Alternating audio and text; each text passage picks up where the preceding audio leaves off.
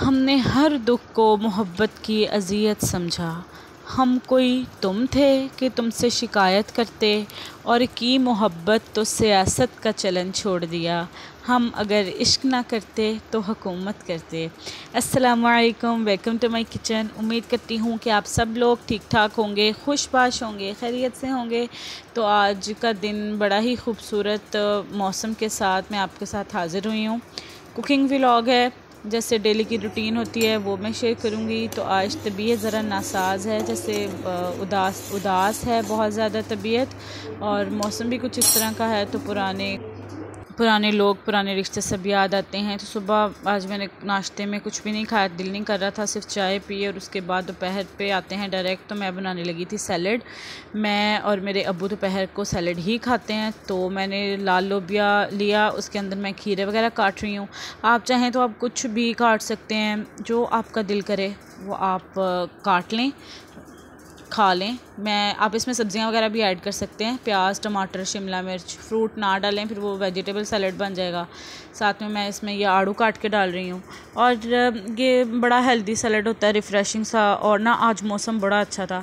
मेरे ख़्याल से मैंने रमज़ान के बाद पकोड़े नहीं बनाए, क्योंकि हमारे घर में कोई खाता ही नहीं है घी वाली चीज़। मैंने तो बिल्कुल छोड़ा हुआ है, और अब्बू को वैसे ही मना है। तो हम लोग ना बड़ा कम इस्तेमाल करते हैं ये पकोड़े शकोड़े, हम नहीं खाते। वैसे हमारे घर में बनता है खाना, और ग्रिल हो जाती है, चिकन हो जाती है, रोस्ट हो जाता है, स्टीम हो जाता है। लेकिन ये फ्राइंग वाला काम ना हम ज़रा कम ही रखते हैं। तो बस फिर हम लोग दोपहर को मैं नाश्ते में हल्का फुल्का जैसे कुछ खा लेती हूँ, और दोपहर में मैं ये सैलड लेती हूँ। और शाम में मैंने आधी रोटी सालन के साथ खा लेनी होती है, जो पका होता है वो भी कभी मैं खाती हूँ, कभी नहीं खाती। तो बस यही ऐसे ही चलता है।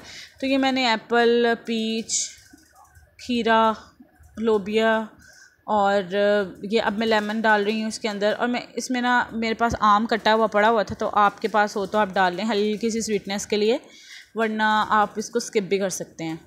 तो मैंने ये हल्का सा ये डाला। इसके बाद मैं काला नमक डालूँगी और चाट मसाला डालूँगी हल्का सा, ऐसे ही ना चटखारापन दूर करने के लिए मैं वो थोड़ा सा इस्तेमाल करूँगी। आपको जो चीज़ पसंद हो आप उसकी जगह स्किप करके उसको काली मिर्च भी डाल सकते हैं। तो मैंने बस काला नमक डाला, लेमन डाला और चाट मसाला डाला, और इसका इतना मज़े का जूसी और ये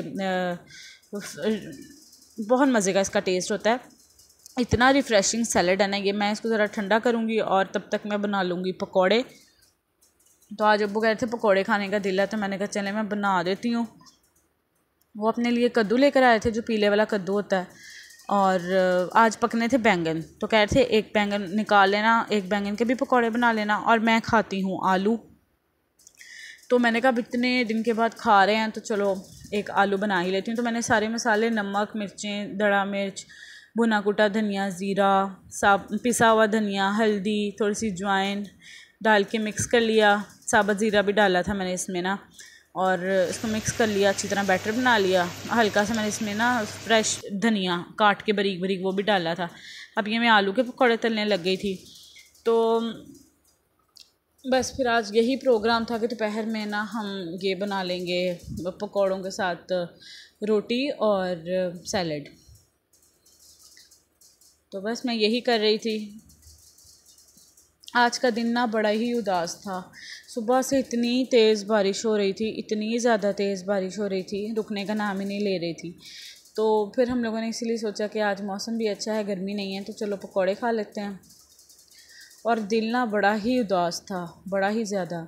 कुछ वक्त ऐसा होता है फिर याद आता है, कुछ लोग ऐसे होते हैं जो याद आते हैं। इसी का नाम ज़िंदगी है। कुछ लोग रह जाते हैं, कुछ लोग चले जाते हैं। और फिर ये होता है कि वक्त तो किसी का इंतज़ार नहीं ना करता, वक्त ने तो गुज़र ही जाना है। लेकिन वो फिर वक्त की मुनासबत से लोग जो जुड़े होते हैं ना, वो याद आते हैं। तो बस ये खाने का टाइम था, मैं साथ साथ रोटी बना रही थी, साथ साथ मैं पकौड़े तल रही थी। 2 हाथ की जगह 6 हाथ हुए होते हैं, साथ साथ बर्तन लगाने होते हैं। चटनियाँ वगैरह बनाई मैंने ना, पकौड़ों को लहसुन की चटनी बनाई थी, और साथ में इमली की चटनी तो मैं हमारे बनी पड़ी होती है, साथ में आम की चटनी मैंने बनाई हुई थी।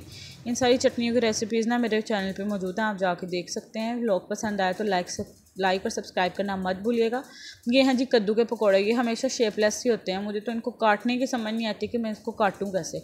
ये वो पीले वाला कद्दू होता है ना, वो था। तो जी खाना खाने के बाद बर्तन शर्तन धो लिए थे, नहा धो के नमाज़ें पढ़ ली थी। अब ना बारी थी चाय की। तो 5 बजे हुए थे, तो मैंने कहा कि चलो मैं ना थोड़ी सी चाय पी लेती हूँ। और बाहर मौसम बहुत ज़्यादा अच्छा था, तो मैंने कहा चाय लेकर ना थोड़ा सा बाहर जाया जाए और थोड़ा सा ना माइंड को रिफ़्रेश किया जाए। मैं आज ना बिल्कुल ही दिमाग बिल्कुल ही खाली हुआ था, कुछ समझ नहीं आई थी, इतनी उदासी हुई हुई थी। बस मेरे अब ज़ाहिर बात है मजबूरियाँ होती हैं। बस मैं आज अपने भाइयों को बहुत ज़्यादा याद करी थी। एक लाहौर में होते हैं, उनको मैं बहुत याद कर रही थी, उनकी फ़ैमिली को बहुत याद कर रही थी। बस एक भाई बाहर होते हैं, तो उनको मैं बहुत ज़्यादा मिस कर रही थी। वो भी इंशाल्लाह अब जल्दी ही आएंगे। तो ये जी चाय लेकर और बच्चों को लेकर, मेरे भतीजी और भतीजा को लेकर मैं बाहर आ गई थी। थोड़ा सा एंजॉय किया, बैठ के चाय पी। दिल का सुकून जो है ना वो बड़ा ज़रूरी है। आप सारा दिन कामों में लगे रहें, वो कहते हैं ना कि जिन चीज़ों को भुलाने के लिए हम सारा दिन काम करते हैं, रात होती है और वही चीज़ें हमारे सरों पे सवार हो जाती हैं, वही बातें हमें याद आने लगती हैं। तो ये जो दिल का सुकून है ना, ये बड़ा ज़रूरी है। अपने लिए टाइम निकाला करें, एंजॉय किया करें। आधा घंटा तो अपनी ज़ात को ज़रूर दिया करें। बैठ के अकेले में चाय पिया करें, खुली हवा को एंजॉय किया करें। तो मैं चाय पी के जब वापस आई, थोड़ा फ्रेश हो गई थी, माइंड थोड़ा रिलैक्स हो गया था। तो मम्मा मुझे कहने लगी मैंने कस्टर्ड बनाया हुआ है, तुम ना आम काट के तो फ्रीज़र में रख दो, कस्टर्ड ठंडा होगा। हमारे घर ना ऐसे होता है, आम का कस्टर्ड, मैं मैंगो कस्टर्ड को बना के ना, वैसे अम्मी ही बनाती हैं, उसमें टेट्रा पैक की क्रीम मिक्स करके उसको हम फ्रीज़र में रख देते हैं। और वो जब ठंडा हो जाता है ना, साथ में ये आम काट के ना क्यूब्स में ये रख देते हैं। जब खाना होता है ना, तभी मैंगो हम लोगों ने ऐड करने होते, वरना अगर हम इसको पहले से ऐड कर देना तो फिर वो कस्टर्ड खाने वाला नहीं रहता, वो पीने वाला बन जाता है।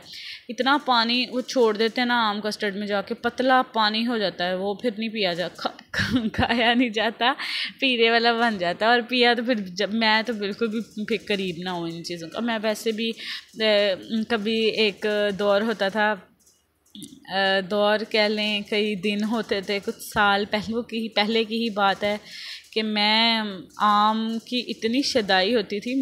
मेरे बाबा ने क्या करना, पहले ऐसे होता था कि वो जितने मैंगोज़ लेकर आते होते थे ना, तो उन्होंने ना 2 ऊपर एक्स्ट्रा डलवाने। और मेरी आदत होती थी कि गरम आम, अभी मैंने ठंडे भी नहीं करने, धोने से पहले ठंडे भी नहीं करने, गरम आम ही ना मैंने खा लेना। तो मेरे बाबा मुझे कहते थे मानो तू खा ले आम, मतलब ये कि उनको पता होता था कि मैंने गरम आम खाना ही खाना है।